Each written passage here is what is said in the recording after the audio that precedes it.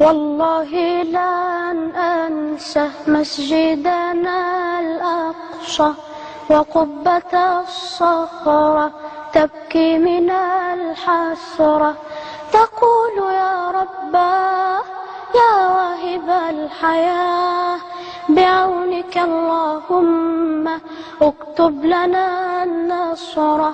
وشجرة الزيتون بغصنه الحنون يبكي على شهداء أرضنا الحرة.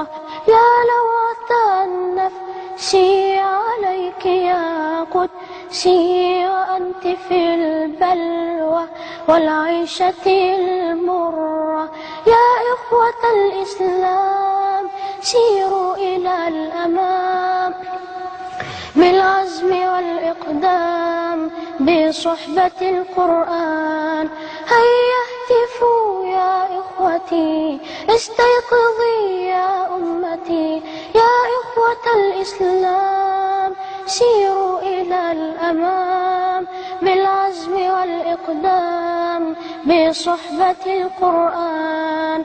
النور في أيدينا وربنا يحمينا، قرآننا يهدينا في ساحة الإيمان.